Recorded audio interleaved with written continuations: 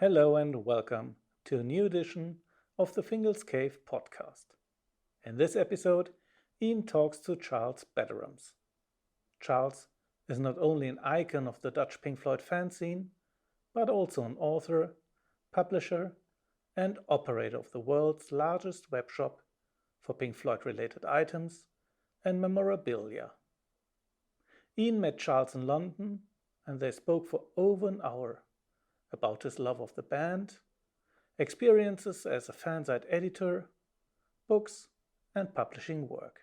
Enjoy over 60 minutes of in-depth commentary from two Pink Floyd researchers and experts. Over to Ian. Why are you in London today?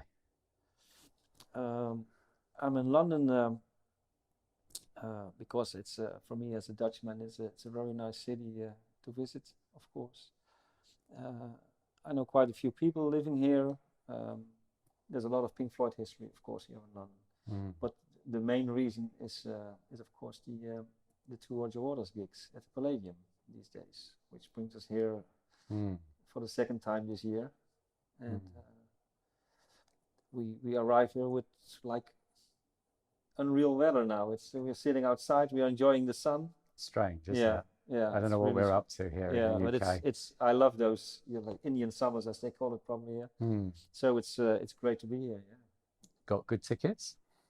Yeah, we managed to do this. I've never witnessed before the way they are selling tickets now. It's probably the new world of tickets. But it's got very good tickets, front row. But it's a very old ticketing system with platinum tickets. And you're not daring to ask the people next to you what they paid for the tickets, because you might up with tickets that are double the price of the person right next to you and half the price of the person on the other side. So it's really strange. So you're in the front row for both nights? Yeah, you were there last night. I'm gonna swap one of I was front row yesterday on the first gig, and I'm gonna swap with a friend of mine. So he's gonna sit front row tonight. So. Okay. And what were your impressions from the front row? Could you see the stage clearly? And yeah, we were looking like it was a bit like not a bird's eye view, but like when you like I'm not sure what the English word, like a souffleur is the French word for it. A very nice seat. The stage is pretty low, and you get a good view of the whole band. From left is like the strings to the drummer on the right, and yeah, it's a very good place. Yeah. So, but I love to see it tonight from a bit further away perspective, which gives me a different view from the show and stuff like that. So we could get into a whole old conversation about what you think of this album and what you thought of the concert. But let's just duck that one, because we've got more interesting things to talk about, and I think they kind of involve turning back the clock in time and thinking about how your interest in Pink Floyd developed, because I'm sure that listeners and viewers would be interested in that and some of the things that you're up to at the moment. Perhaps we could go on to that as well. So where did it all start? We all have a memory of our first Pink Floyd experience. Yeah, for me it's very clear. Probably there must have been a moment before that I heard Pink Floyd. I'm born in 1972. I tend to remember that I was aware of Another Brick in the Wall when I was 7, but not in a specific way. I can't recall seeing a TV show and seeing a video clip or a performance or whatever. But I recall sitting in the bathroom or taking a bath and listening to a radio show and hearing a song there, and it made me want to how to say, I thought, I need to record this so that maybe I can listen back to it or whatever. But then the second thought was, oh, don't worry, because once you're out of the bath and you're a bit dried up before the song is over. But like after 2 minutes, the song was still in a kind of build-up. I was aware that songs could be longer than 4 minutes, because I knew like Bohemian Rhapsody was 5 or 6 minutes, and the song. and it turned to be Shiny and Crazy Diamond, which was played on the radio. On the radio, which Yeah. was it was an album show, Mm. which after a year, so I knew that it was a show which was specifically on album tracks and progressive rock and like Pink Floyd, Dire Straits, Marillion, that kind of bands. The guy played a lot. So it turned to be Shiny Crazy Diamond. So after 2 or 3 minutes, and you still, I thought, this is not gonna end like in a minute. So I jumped out of the bathroom and put the recorder on. Right. So I recorded probably 6 or 7 minutes of Shiny and Crazy Diamond. Yeah. And then talked to a nephew of mine. He said, "Yeah, I've got the album and stuff." So that got it going, and then I learned. Yeah, it opened up a whole new world. But the first thing was that there's actually songs that can be of such a length and still have the same punch or dedication as a 3 or 4 minute song which you hear on the radio. So that was opening up, and from there on it was like it's interesting you should say that, because I have a friend who's started listening to Pink Floyd for the first time only recently. She'd only heard Another Brick in the Wall, like everybody had who's of a certain age, and she said to me, it's actually all quite slow, isn't it? And it takes building up. And nowadays I think people, if they're on Spotify or whatever, they want to reach for the scroll button to get to the good bit. So when does it get going? There's no way in a song like that to no, it doesn't really work. But it's very strange, because you I think it's very important with a band like Pink Floyd, for the way you grow as when you end up like fans like us. What is your first album? Because I recall then, because I went to this nephew, which was a music fan, and of course he had Wish You Were Here, and he had Adam Hardwater. Adam Hardwater was in Holland, was like, there's before and after Adam Hardwater. Because of the Holland Pop Festival, which was like a turning point for the music scene in Holland, but it was also a turning point for Pink Floyd in Holland. They were really big after that. Yeah, Adam Hardwater was, of course, I think their first number one in England. It was. But it was also their best-selling album by far in the Netherlands. It didn't make number one. I think it made number 7 or 8 or 9, but it stayed in the charts for a very long time. So that was my period. Yeah, that was my second album. Yeah. So actually, when I first, then you I think, Wish You Were Here, Adam Hardwater, Metal, Animals, and then I first bumped into, because you were relying on record stores, and I had a nearby record store which was still is a very good record store, and I didn't have the money to buy the new albums, so I looked in the second-hand section, because you bought like 3 albums for 25 guilders, which is like 3 albums for £10, whereas you bought a new record for 25 guilders. So I went for the second-hand ones. Of course. And I recall first seeing Dark Side, and I said to myself, "Well, your mindset is." I said, "Oh, like Adam Hardwater was like 1 track on one side, and then a few tracks on the other side. The Dark Side was like 10 tracks on one album. They must be like all 5 or 6 minutes at the most. Yeah. So that can't be a good album. So it was really that I thought, no, there's no way that's going to be a good album. So I probably it took me a very long time to listen to Dark Side, because of there's no way that's going to be the real Floyd, because that's too many songs in a short set list or whatever. It's very odd. It is, and those memories just stick with us, don't they? Yeah, they're really like for no other band. I must say that I was into music, but you were relying on the music you could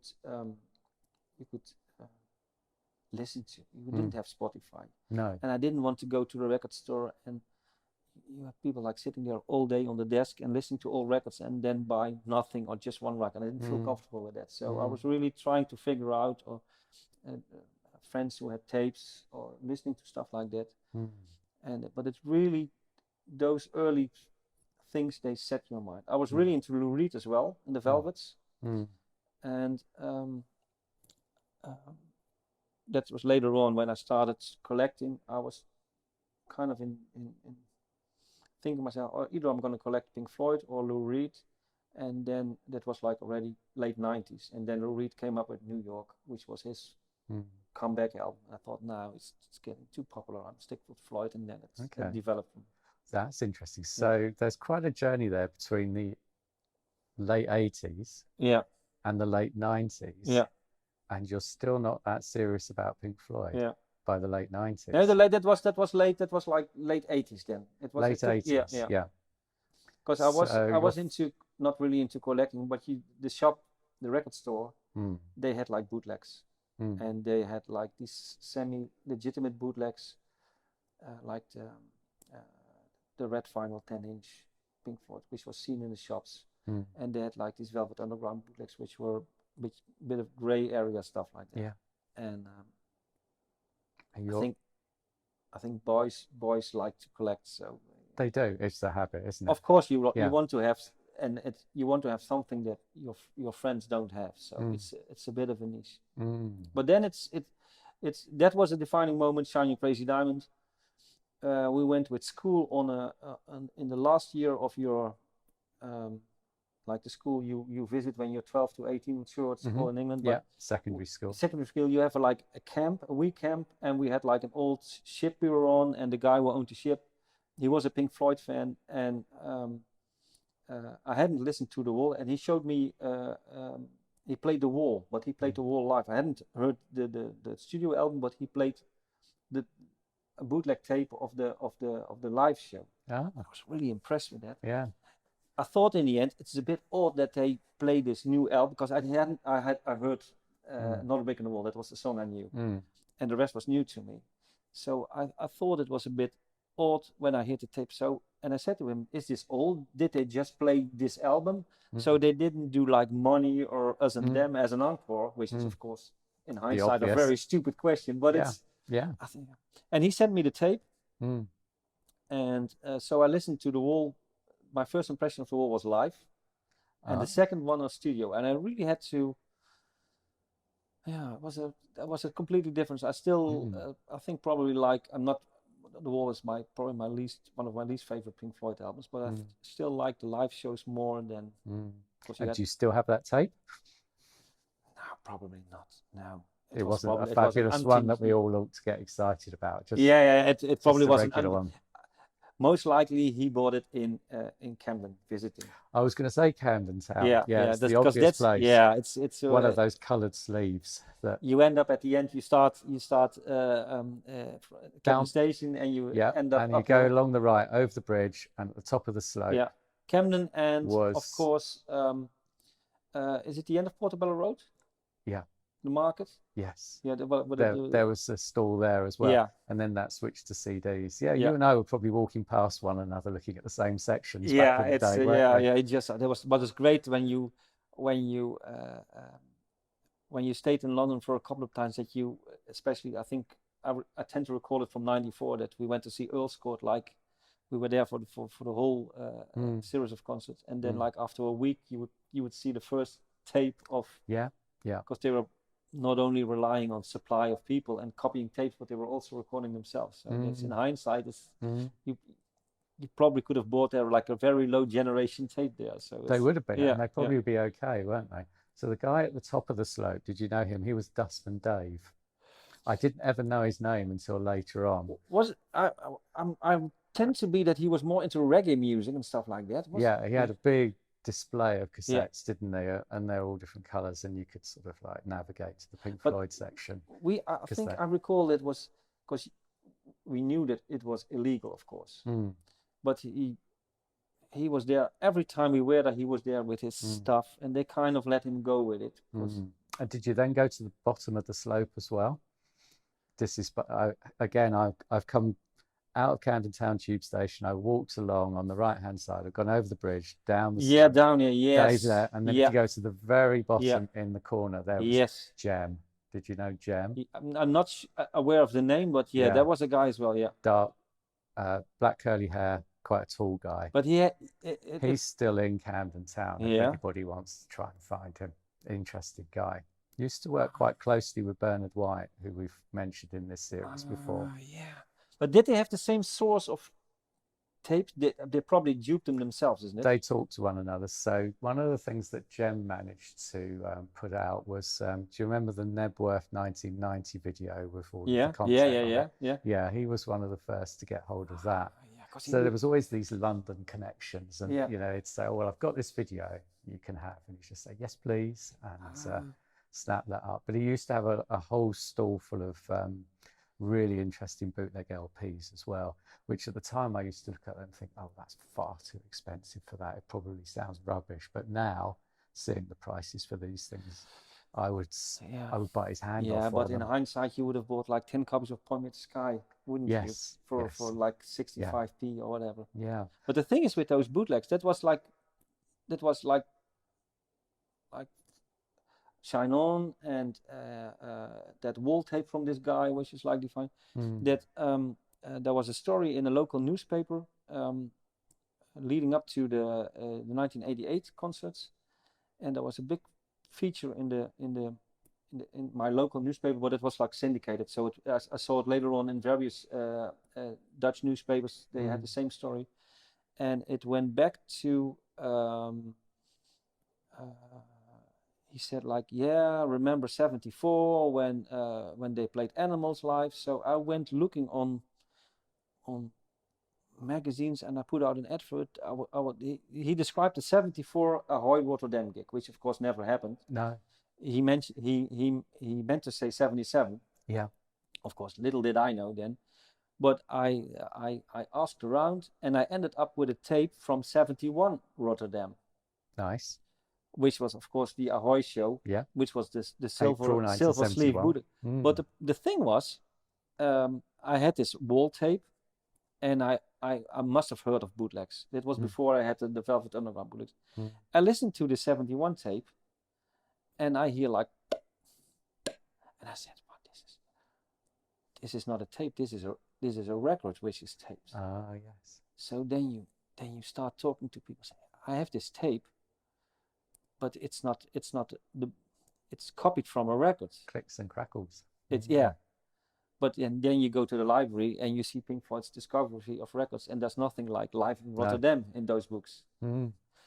So and then the Pandora's box of bootlegs is opened, and then you end up with like. And you went down the well, did you? Yeah, it was like got drawn in. I remember it. I was like 15 or 16-year-old, and I think, and you heard stories about bootlegs, and I wasn't sure if I was going to keep them in my my boys' room, or maybe keep them in a space that if the police would come, that they wouldn't find them. So, and it was really odd because they were really, of course, bootlegs. Yes. Frowned upon. Yeah. And they were. You weren't sure what was going to happen.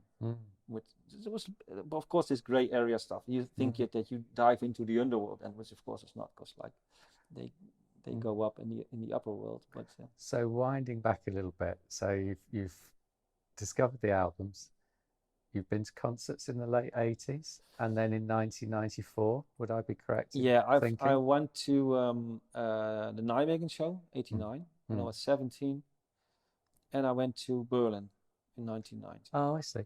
Yeah. Organized and well. Bus, show, exhaustion, and back. I know the feeling. I went on a coach to Berlin 1990. And nowadays I would go to, which was odd because I knew by then I had, which is of course a book that should be mentioned in every of your podcasts, which is the book by Andreas Kraska. Oh yes. Which is like the Bible. Yes. Yeah. It still is. I still know of people who collect bootlegs, but just the ones which are in his book, because that's like a defining moment. I kind of knew him, so I would have say, is Andreas still around? He's still around. He's does he still like Pink Floyd, or has he moved on from all that? No, he listens to it, but he's mainly interested in you should talk to each other, because he's a subject for a future connection. Yeah. Oh, that would be good. Yes, I'm sure we could do a good he's very into certain radios, and I was at his place like 21, and radios are kind of players which have a certain it's not a tape. I can't remember. It's a kind of pre-recorded thing which was very German from late 50s to late 70s. Not wire recordings. You're not talking about. I'm not sure. It was a German. It was invented by Telefunken. It was like one company who issued them. Right. And it's like mini disc where you can where every band has one or two of them. Yeah. And I think the Beatles and the Stones had one of them. Oh. And there's nothing Floyd on there because I think the system. But he's very into those recording stuff. Devices. I recall that he had like a car radio or a car record player, like a thing that you could slide into your car, like a radio player, and then a needle and stuff. He was really interested in that stuff.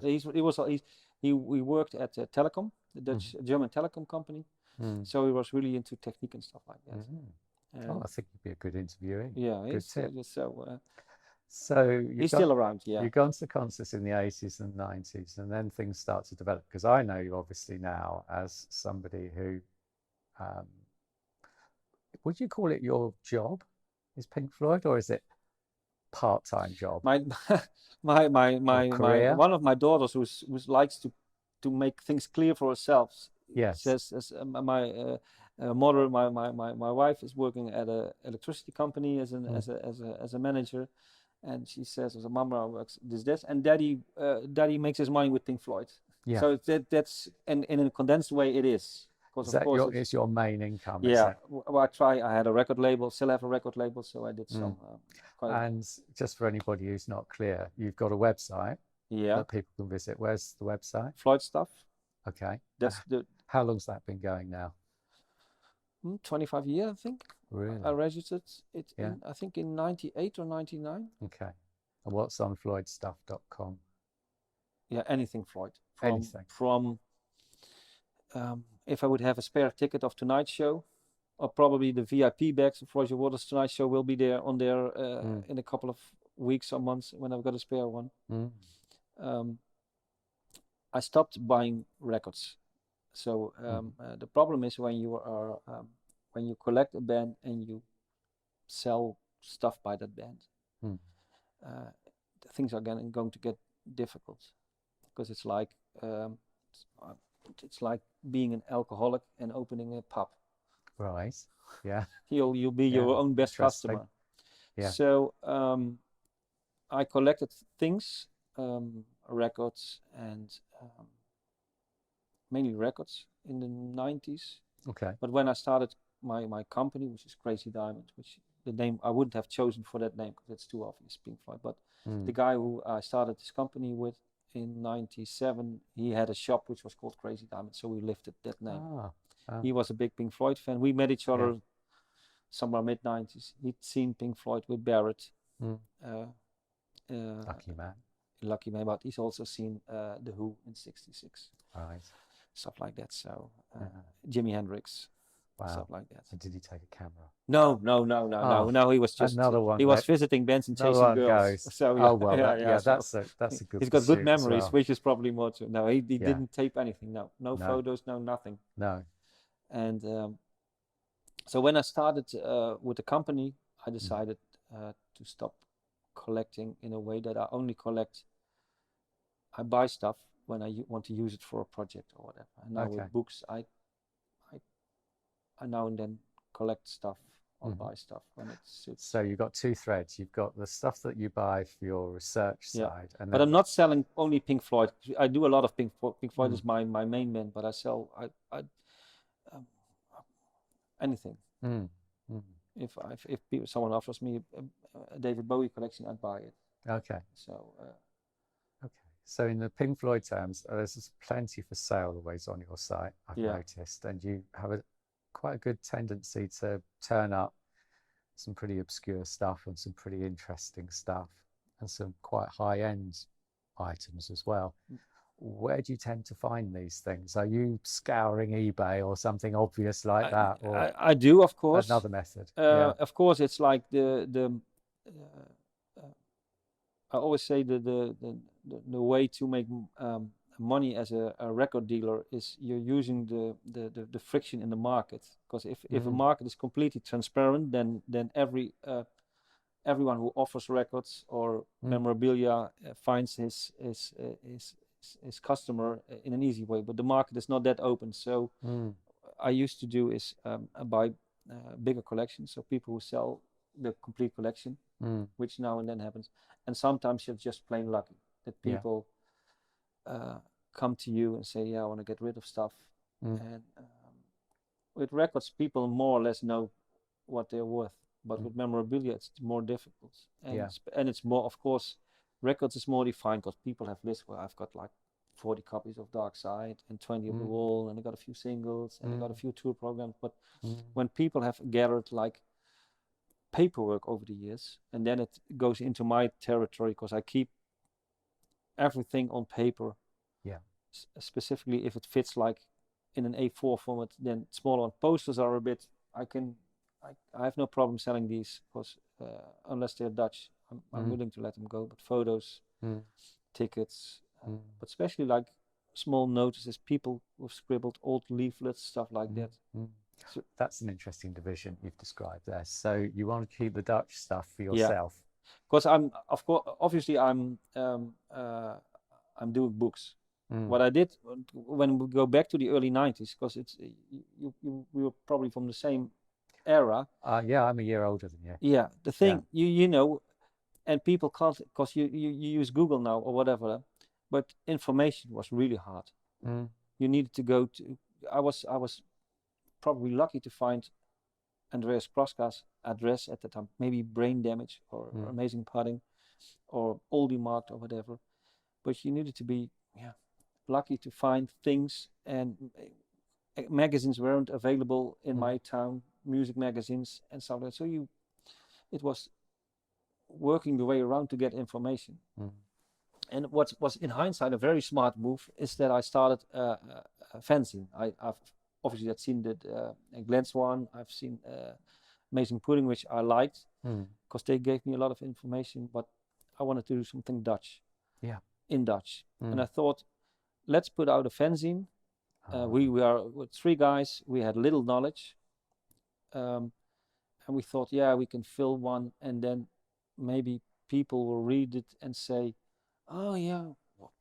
interesting, but we know this and that and this and that. So they could help us out. So, and exactly that happened. So we did our first, the first issue we did, Xerox done well. My dad was working at Rank Xerox, a copying machine company, so he was the producer of the fanzines, and the first article was on Pink Floyd in Holland. It was mainly drawn on a very nice Oor magazine feature, and I found something extra and stuff like that, but it was completely incomplete. It was like I think we only had like the Amsterdam and the Rotterdam show of the Man and the Johnny tour, because the other dates were completely unknown at the time. There were rumors of a Nijmegen show, but no dates fixed and stuff like that. So then after the first fanzine, we advertised a bit, and people came up, I know this, and I've got you know about a magazine called Hitwake, which was like a Dutch underground magazine, and I've got this and I've got that, and then we learned like people like Cor van der Velde was a big collector. He offered information. He had a lot of records. He had one of the biggest collections in Europe probably at the time. And other people like Mark Venema, who was into magazines and stuff like that. A German guy called Oliver Garten, who was a big bootleg collector at the time. And they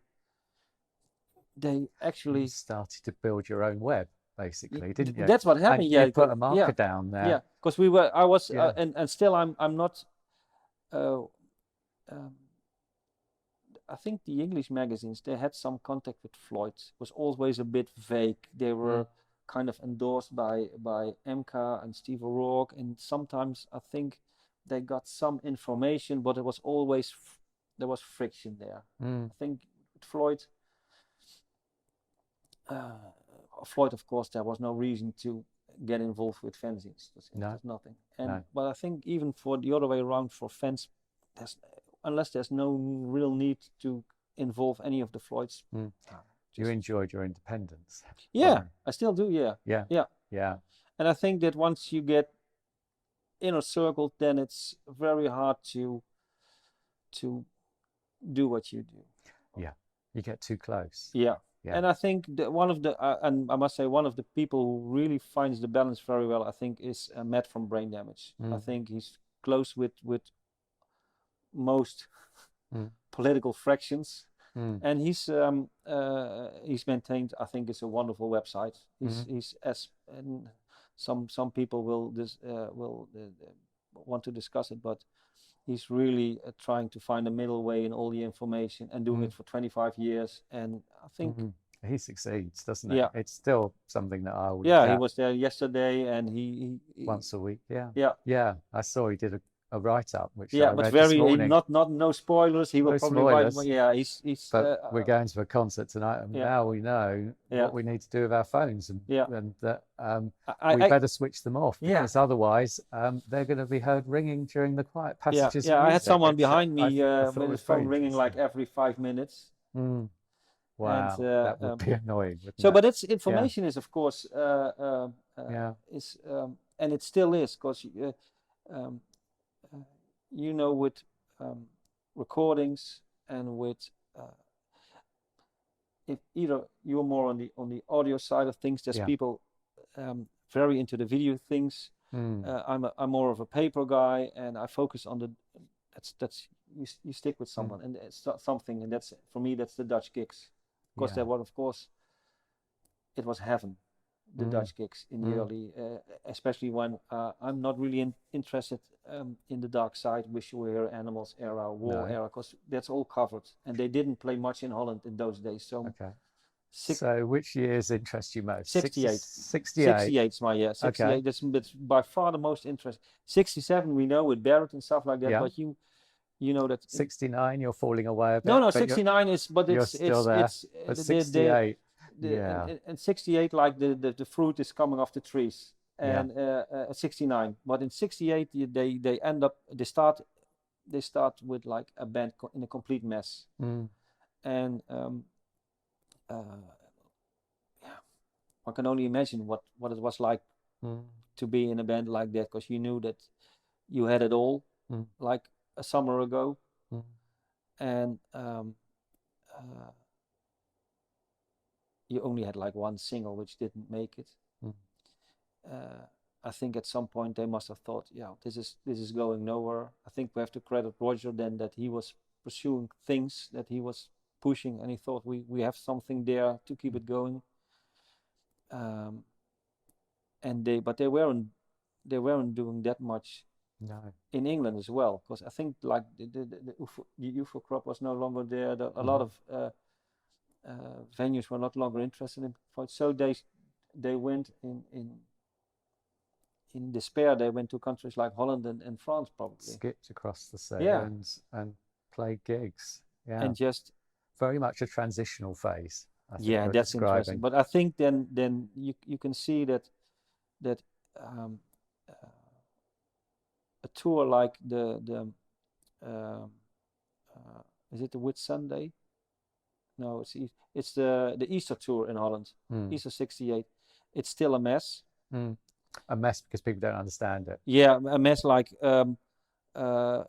disorganized. 9 gigs in 4 days. Like it's really take the money and run. Roger has recalled it on various occasions, even in the Ziggo Dome in Holland and Amsterdam, when he elaborated on the subject. And like that was like the beginning of June, and like at the end of June they had Sourceful coming out, which was, I think, beyond any expectation. Did even better than Piper, maybe in terms of sales, which no one would have expected. No, they had their first Hyde Park gig, and things went up from there. They're picking up, weren't they? And a lot of this is going on in Holland. Yeah, Holland was like. And so your fascination is collecting the paperwork around those dates and understanding what the dates are, because we're not quite sure where they were and when, are we all together? Yeah, we're nearly there. I think probably I'm not expecting to see another date popping up. Okay. Might you disprove that one happened? Yes, there's stories, and there's stories about a gig in Zaandam, north of Amsterdam, but there's also still a lot of stories about gigs that should have happened. Mm. There's a very odd rumor about a kind of private gig with Pink Floyd and Ike and Tina Turner, All right. which is Interesting. very odd. Yes. But then again, Just from one person is no, it's two persons. two There's people. two sources. Right, it's the corroboration. And they're like separate sources. Yeah. And the thing is, when you had the abandoned Amsterdam Paradiso gig from the 30th April, we can go, but people can Google it and they'll find out. Search these things, yeah. And which was actually one of, I was really pleased because that was a gig that never took place, but they didn't get any permission, which was a problem in Holland. Permission to perform, but they actually turned up on stage to say that they weren't allowed to play. That weekend they were also presumably recording It Would Be So Nice for a Dutch TV show, which has never surfaced. And one of the producers involved said he couldn't remember it, and he would have remembered it, but it's still very unlikely that they were in Holland just to announce that they weren't allowed to play. They must have been in Holland to record something. And that weekend, where they were actually, there's photos of them at the Paradiso talking, and Gilmour is addressing the public. So it's very interesting to see that he came in as a new boy, and you see the photos of him when he just the 5-piece photos where he's very shy and stuff like that. And his that confidence is building. And that weekend, Ike and Tina Turner were in Holland. But then again, that's proving nothing. Interesting combination. You Very would say like Soft Machine or Art Brown or Pretty Things, but not that. No, not those two. So one of your best known works is your Nico van der Stam, if I just pronounced that correctly. Book. I'm feeling like there's a book here about the Dutch appearances in 67, 68, 69. Is there such a book? Yeah, I did a book on all of the Dutch shows from 67 to now. I did 2 versions of that. One is called Pink Floyd in the Polder, and Polder is like the lowlands, the swamps, the delta. It alliterates a bit. So a second version of the book was called Pink Floyd in the Netherlands. They're both in Dutch, and I'm planning on doing a third, like definitive edition in English. I was hoping you might get to that. Pulling those 2 titles or something 3 titles altogether. There's an obvious title for that, which I didn't use because the first 2 books were in Dutch. A Lowlands Paradise is the name of the festival, and that sums up Pink Floyd in those days, probably. So in the summer, I was in Italy, and I was meeting the group that call themselves the Lunatics. And I hadn't explored their books before. Do you have those? Is that great? But they're in Italian. And you've got the same issue. Of course, need your books to be in English. As a sales promoting thing, I always say that the pictures in the books are in English. Yes, they are. But it's very hard to do. I can understand. I buy some of the French books, which are really nice. The guys from France who do the great books on the subject, and I can only underline that they're doing those books in French because it's their market. And of course, the Italian, they have that English is already a very difficult language for most of them. Absolutely. And great writers in English, but as you meet our Italian friends, their actual command of English is not always as good as their without written Google English. Translate, you wouldn't be able to communicate with them. Whatever they can do, I admire, because I can't speak a word of Italian. So, but they're really focused on that. And of course, Pink Floyd's history in Italy is 68. It's similarly interesting, isn't it? And it's very Dutch related because the Dutch VPRO recorded those. Indeed, that 68, 71. You've got 68. It's 67, 68, 69. But of course they took off in the set because now you see Nick Mason, he's doing a show in Poland, he's doing a show in Germany and 7 in Italy. So they're catching up now. And so this book of yours that might combine various titles, is that a work in progress at the moment? I'm planning it for 27. So Okay. the first one was 07 book. Right. The second one was 17. Oh, And perfect. I'm hoping that by 27 we've seen all Pink Floyd related shows, because I never could have thought that we would see after 2017 another Roger Waters tour or whatever, but we did. And actually we saw a Nick Mason show after that. So it's and you have your own label, the Be Smart Book Company. Yeah. It'll probably come out on that, will it? Yeah, it will. Yeah. Oh, great. It's always difficult because it's of course kind of self-released, but Yeah. that's when you catch a nom de plume, but it's at least on this side of the Atlantic Ocean, it's properly distributed, especially in the UK now, with some help. Yes. And we did well with the BBC one, didn't we? It's great. And always, for me as a business model, it's very good to have to be able to sell books directly, because if people don't understand how much companies like Amazon take. Of course, when you're a UK consumer and you buy them from Amazon, they ship them for free, and you can send them back for free, but someone's paying that. And in the end, that's all that those costs are taken off your income as a publisher. So if I would sell all copies of a book I do through Amazon, I would lose money on that. So I need to sell books directly. Yes. And we do that, but now and then by doing the books we sell directly, something extra, or a bag, or signed stuff, or whatever, or a hardback edition, or whatever.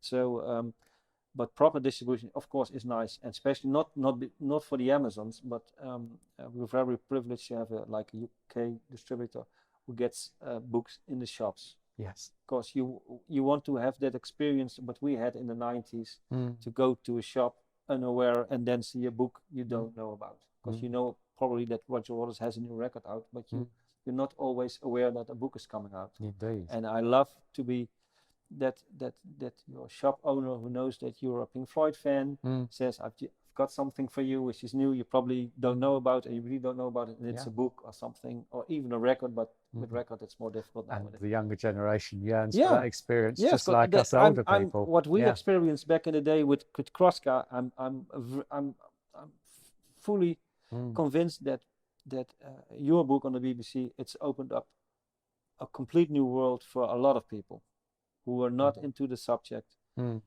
said, they were, why worry about all this, because we've got the early years. Indeed.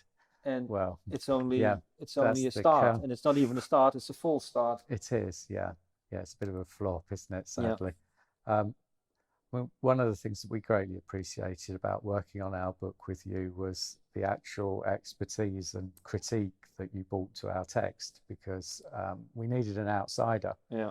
We had a couple of proofreaders, but insiders, but you altered some of that text for us pretty importantly, and you brought your own knowledge to it.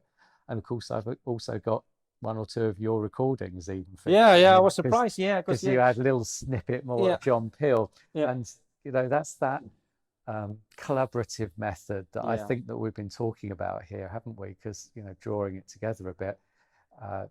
When you started, you didn't have the internet, you had your contacts, and you built your network and your web through your fanzines, and now you continue that by meeting people and traveling to explore your interests like you are today. But only when because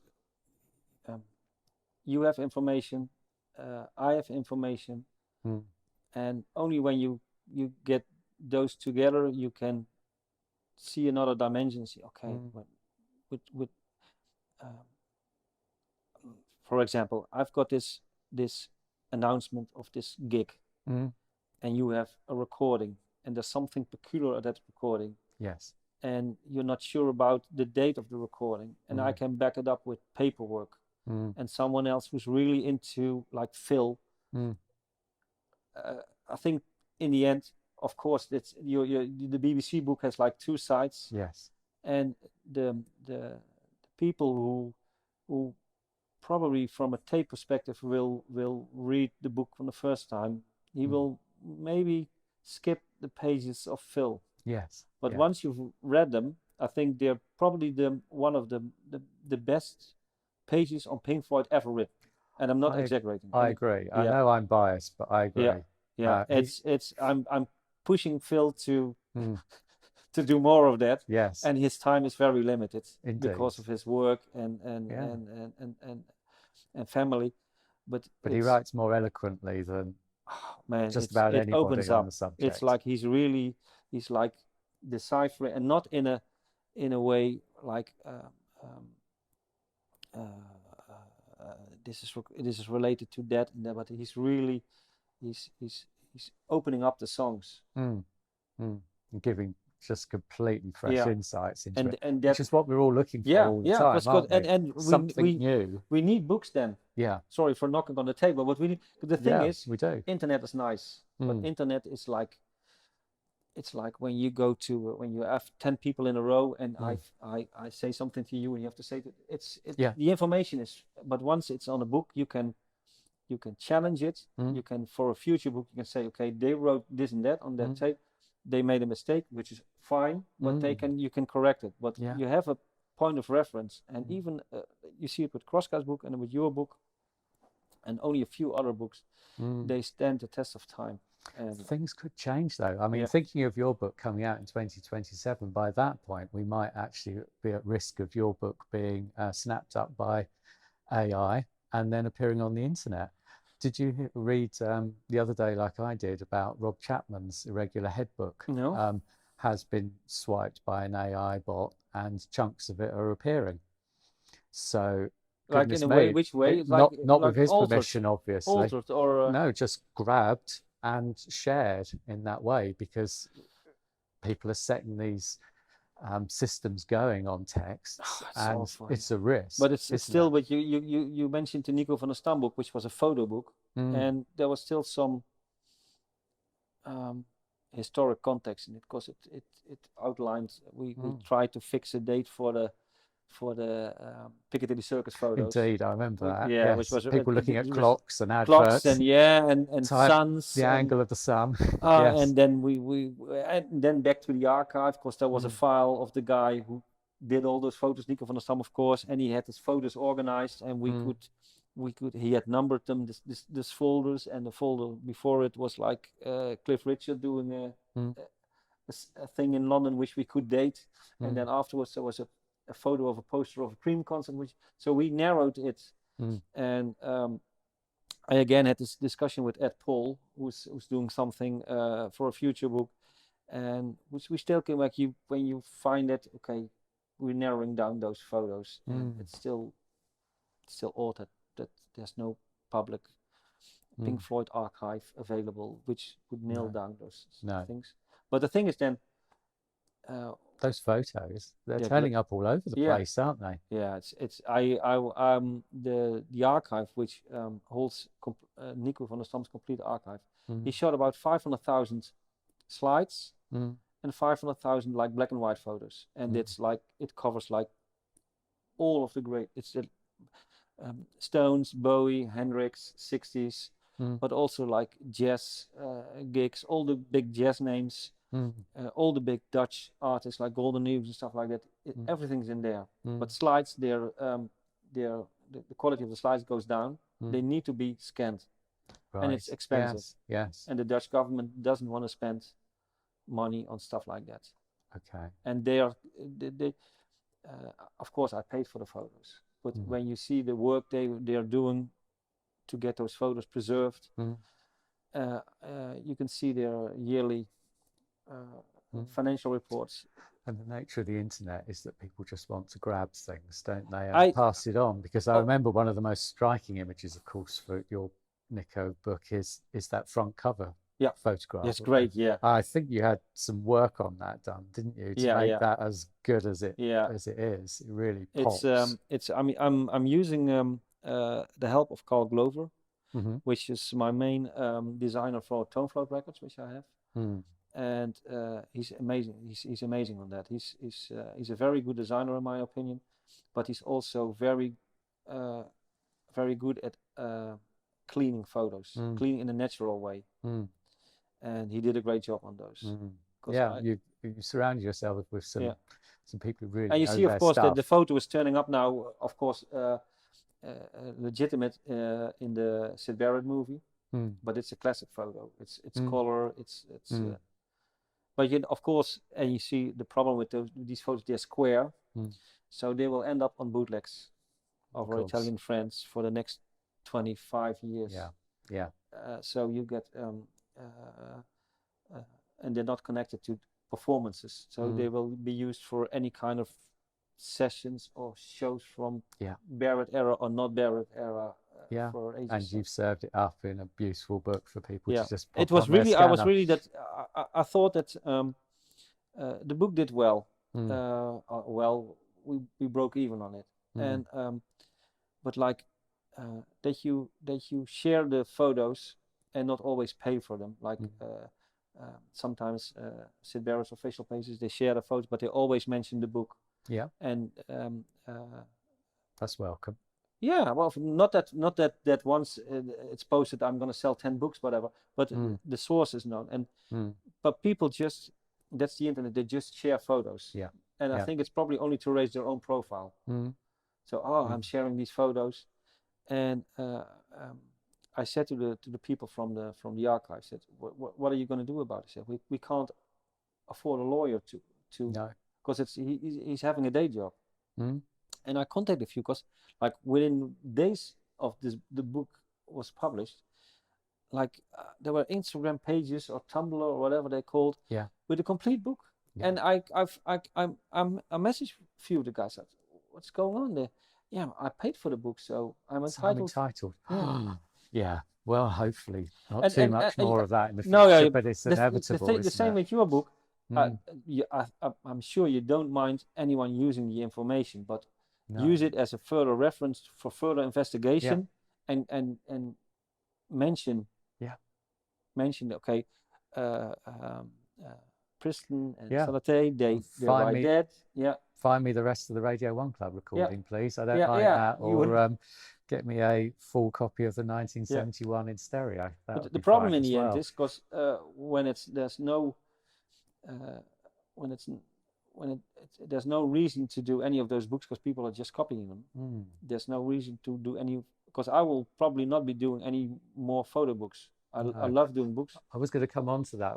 What's in the pipeline book-wise? So you've mentioned your Pink Floyd in the Netherlands. Yeah, but that's 2027. I'm doing a book on. I wrote a book on the Dutch bootleg scene. Right. Early the 70-75 scene, when bootlegs were partly legal in Holland, which made it interesting. Like the first Bob Dylan bootlegs, the Dutch version of Great White Wonder was pressed by CBS. And stories like that. So there's an English version of that, so people can read it. That's on your website. Yeah, and also you can buy it on Amazon if you chase your local. And as a result of that, I'm doing a book on John Wizzardo, one of the famous bootleggers from the early days. I'm not doing it, but someone who runs a You're great assisting with that. I'm publishing that, and it's written. It's half designed now. The story part. It's part a story, like an autobiography, and part a discography, and the story part is done and designed, and we need to do the discography part now. So that's gonna come out. Some good pictures in that one, I imagine. Yeah, the thing is, and that's what the Dutch people, no one had a problem using their information, because one of there's a famous bootleg in Holland, the White Yes album, which I think even made it onto the market in the UK, and the guy later on worked at Universal, and he didn't have any problem being mentioned as one of the bootleggers, because that was the time. But the American bootleggers, they were 100% under the surface. Careful, like the English ones. Yeah, and I think even the English bootleggers from those days, you will find it hard to have them speaking up. Yeah, they go by pseudonyms usually, don't they, as well? Yeah. So when's the John Wizzardo book due out? Probably next year, early next year. Great. Maybe spring. What sort of length is that book going to be?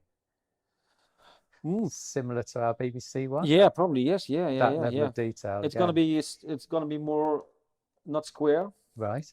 Because it's more like I hope it's going to have a pink spine. to match the others, is it? Yeah, Or might yeah. it I not? started off there might be a book which doesn't have the pink spine anymore. We Okay. discussed it. Yeah. I love the way we did it with the greenish, the financial. Mm. We discussed it to get some of the Financial Times colors in there, which Yeah. really worked well because we had to do. That was fun. I'm wasn't doing it? a book on of not when I say I'm doing, I'm publishing. Yes. I'm publishing a book on 67, which is of course a subject that's been done before, but this is pure on a day-to-day Like a basis. chronology. Yeah, an American researcher at Paul is working on that. You know him, I know him, and he's Indeed. working on that very hard, and he's really precise, getting the pictures in the right date. Talking to all the right people. I Talking gather. to he's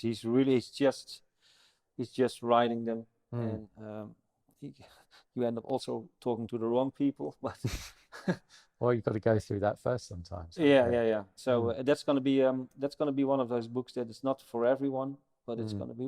We discussed it at length if it's a good book to publish, and I think it is, because it's. I think it will be as well. I think there's always going to be a fascination in 1967, and to just say no earlier, no later is. Because I'm going to chase him, because he said it's going to be part 2 in a series, because the part 1 would be before 67. And of course I'm going to chase him to do a similar book on 68 then, because which is of course a nice book.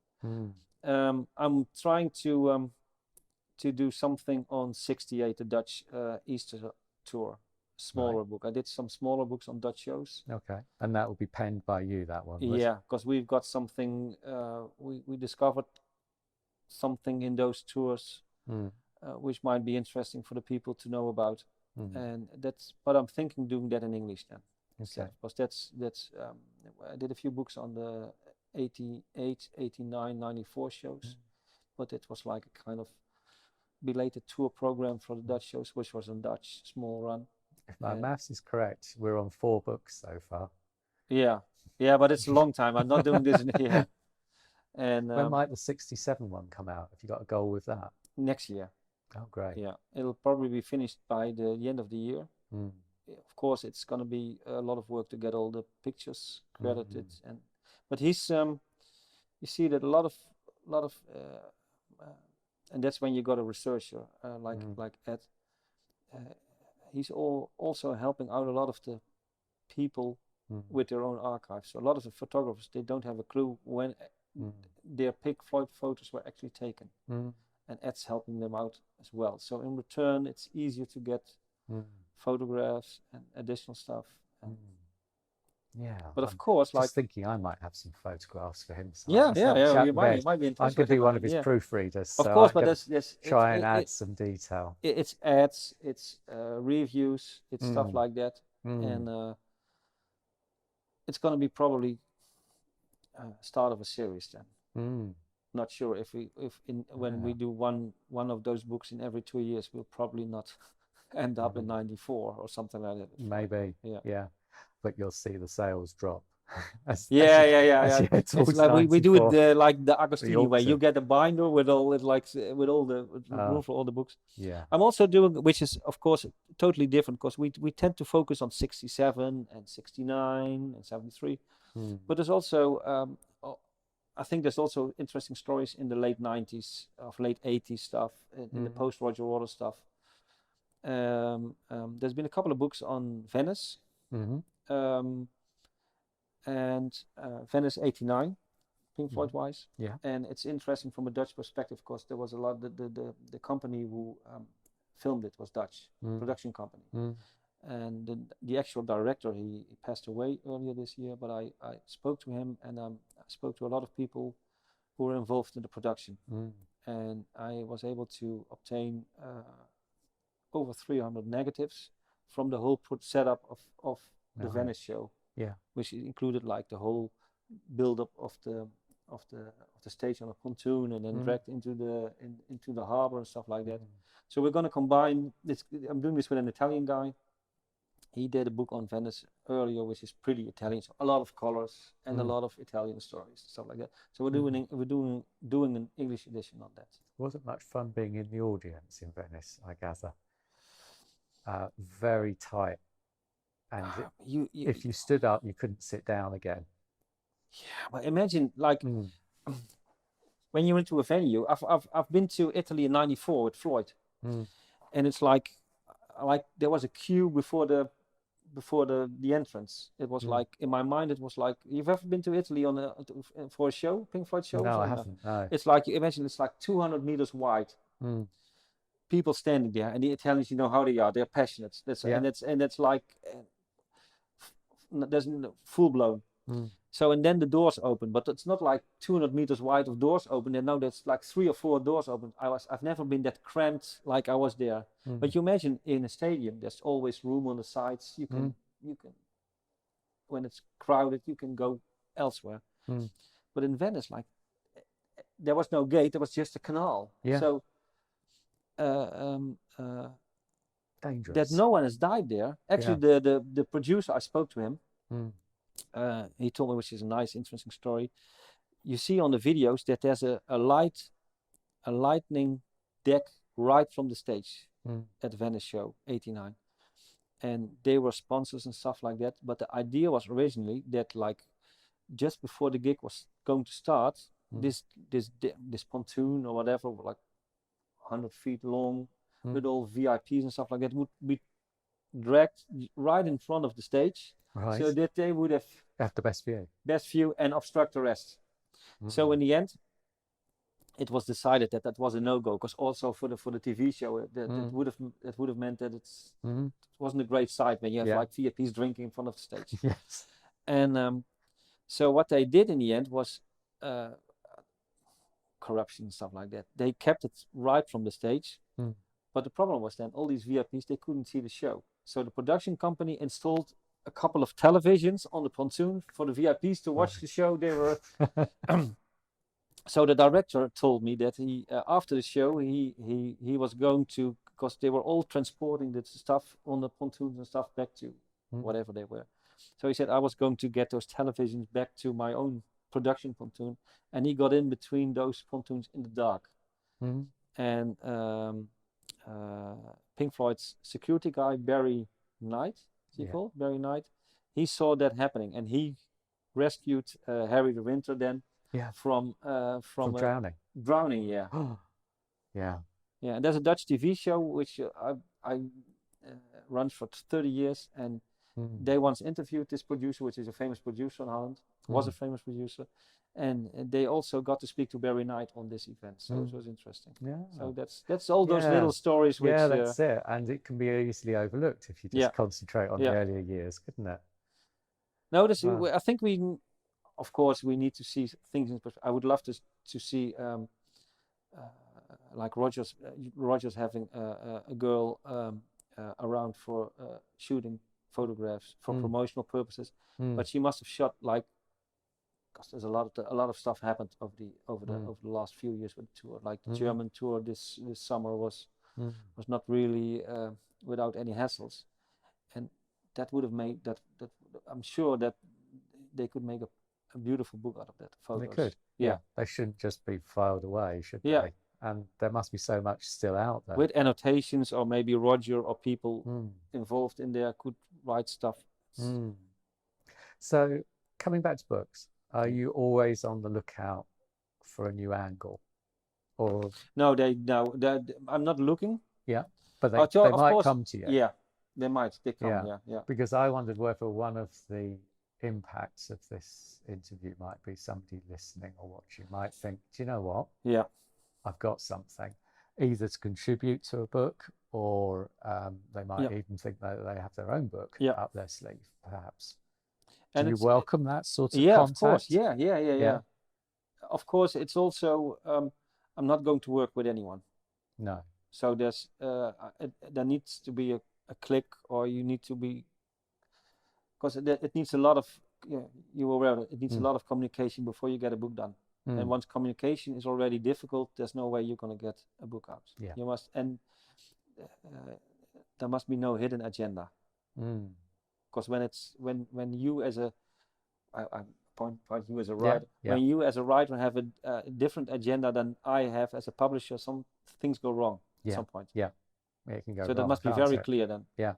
And you see, once it's very clear, or Yeah. when that is from the start, it's very clear. And in our book, it was. And speaking as an author, I know I need to have somebody who I can be absolutely confident I can work with in terms of feedback, confidentiality, design, preparedness to take on my ideas, and so on and so forth. When we've made this known in an interview before, but when we came to you, we'd been on the slurry pile of another publishers for months. And they ought to have not done that to us. I mean, it's profoundly disrespectful, isn't it? And it's the business of getting something. I think we had the book out in 6 months. We did. It's like November when the book came out in June. And it's around trust and momentum and all of those types of things. Life's too short to spend on things that don't add anything to the product. Because if you're all about, can I say that to him or her, or shouldn't I be asking that, then you're wasting energy on that. Because the book itself, because you need to be sometimes, as a writer, you need to know what deadlines are and when you can add something. There was things in the very end that need to be corrected because it was a mistake, or things that needed to be added because there was something else you found or whatever. You need to be exactly, okay, I can do it at this time, or maybe we can just in a final check round we can add it or whatever.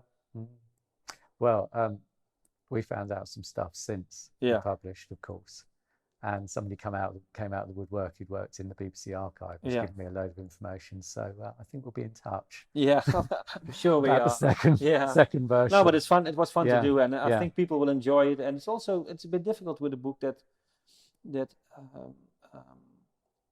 like I did the book with Stefano on Dark Side of the Moon. We knew you're going to find additional copies, and to his delight, I'm sure. Yeah, of course. Yeah. And there's always the small details and stuff like that. And but you need you need to allow some time to get over and find things into perspective and stuff like that. So and at the end of the day, people have these beautiful items on their bookshelves, don't they? Yeah, of course. But I like it. It's of course the internet is very fine, but I've in my office I have like the shelves are behind me, and it's so fun to have. And in the end, they're in chronological order.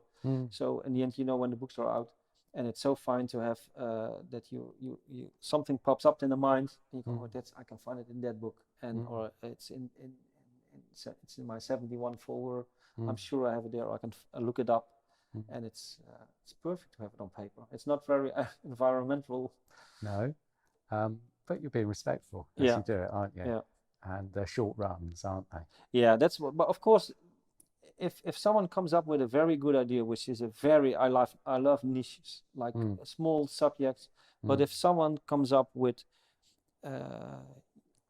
for example, there's a book on an English festival, isn't it the Yorkshire Festival in 1970, which didn't happen? Yeah. And there's a book on a festival that didn't happen. That's what I like. Yes. Yeah. There's been books about like the 90 Days with Sex Pistols at EMI. That's interesting books.